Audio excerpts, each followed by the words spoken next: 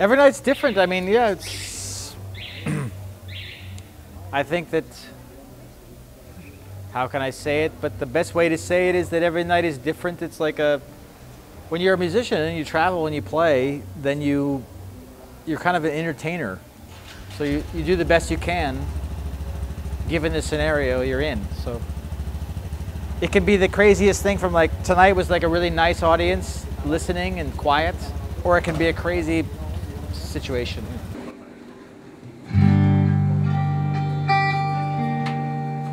I'll talk for 1 second.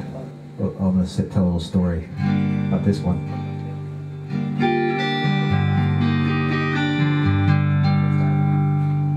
Several years ago, actually, maybe 5 or 6 years ago, I found myself in a situation. I was recording. I was the guitar player in Courtney Love's rock band. You guys know Courtney Love? Yeah. It was my job for a little while.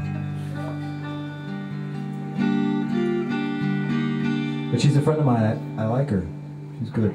But I wrote this song kind of for her, actually. It's from the first Paramount Styles record. She had this kind of way of, some of these Hollywood people have this, they kind of, we'd be recording the song, we'd be working on one song all day long, and then she would kind of go out of the studio and come back in, and there was this endless costume change thing. Which ended up, usually it was like less and less clothing, basically. By 5 o'clock in the morning, she was like in a brassiere and nothing else, you know, singing there. And but I understood where she was coming from. She was desperate. Desperate to make it mean something. So. With the band, I have a lot of places to hide. Like I can, with the band, they're making a lot of sound, so I can like, I can hide inside the music. With if I try to play solo by myself. Let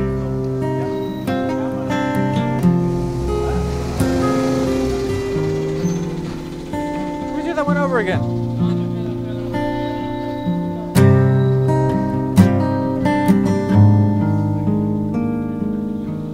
You should interview those guys. Those guys are more interesting than me. Let's go.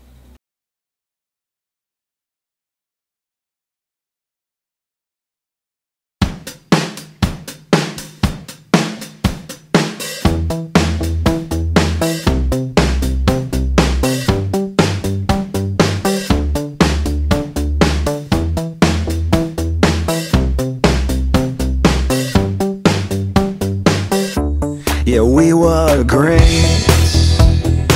Maybe not the greatest, but we were great. Yeah, we were great.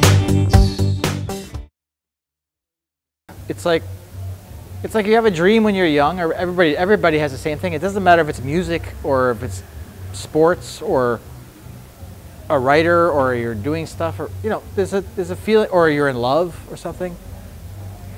It's like when you look back at your life as you get older, there's nostalgia. You think like, these were great times. And like, I want to write about those things because Girls Against Boys, the band I was in before, was like, we had this amazing experience.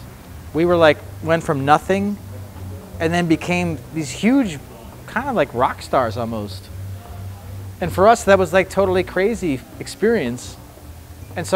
And now I'm older, and that's a long time ago already, but I still want to write about these things, but it's not about me. It's not about me, it's about like, anyone can understand a feeling of like nostalgia for the past, of this dream they had. And that's what the song's about. It's like, we were great, maybe not the greatest, but we were great. That's the lyrics. And it's like, everybody knows what that means. If it's a love affair, or if it's you were at a football team, or you were whatever, it's like it felt good. It felt good to feel good and positive about life.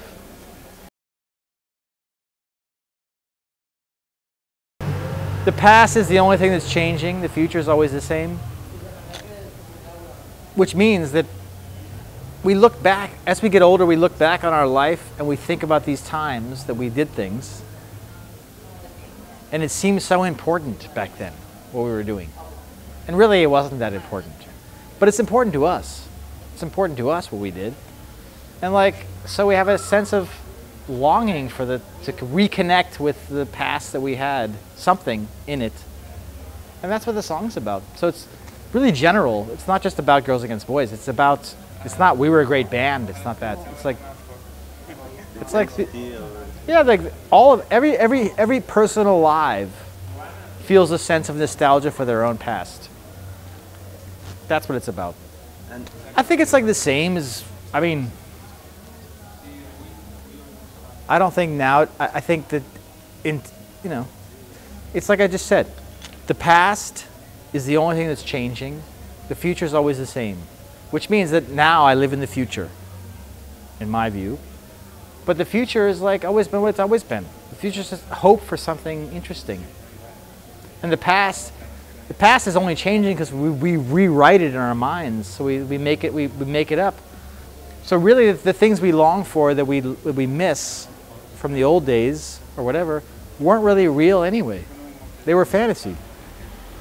So nothing's really changed. That's been going on forever. It's a philosophical thing. I mean, this goes back to like anybody. You just.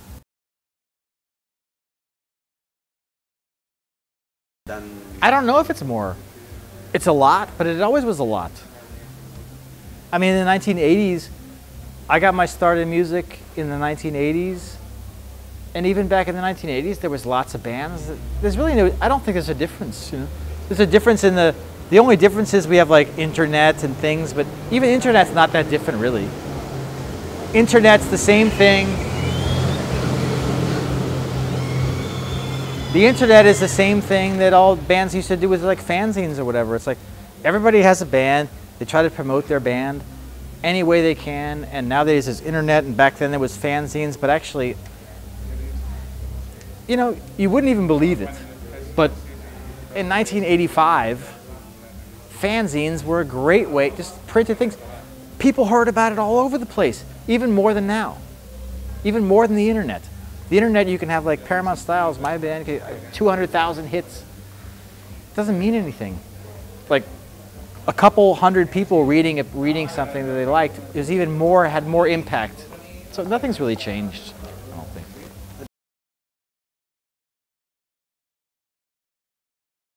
It's easier for people to hear 5 seconds of something. But like, if you're like me, it's like my attention span's about 5 seconds. So if people tell me like if I want to spend one afternoon, I listen to a few music, I'll listen to about 10 seconds of 5 different bands, and then I feel like, because usually within 10 to 15 seconds, I pretty much know what's going on. I'm like, okay, there it is, so I heard it, But that's not the same thing as like in the old days, like you would like hear about a band, and then you would like really be wishing to find the record and everything, and it was like this whole build up to it. But now you can get it in 5 seconds and hear it, and 5 seconds later you're like done with it already.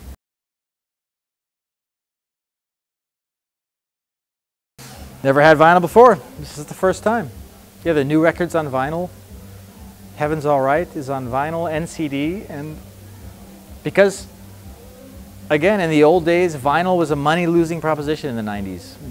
Nobody wanted to do vinyl. Everybody had to do it because it was cool to do it. But now, actually, people buy more vinyl than they buy CDs because the CD is only that big, and it's really like boring. People want a memento, I think all rock and roll music is about nostalgia, really.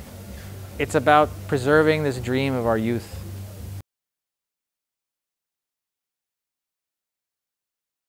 It's not nostalgia for like I don't mean the 60s, I mean like, if you think about any rock song, I grew up listening to like heavy metal music, Ozzy Osbourne, AC/DC, all these bands. I grew up in the 70s, 1970s.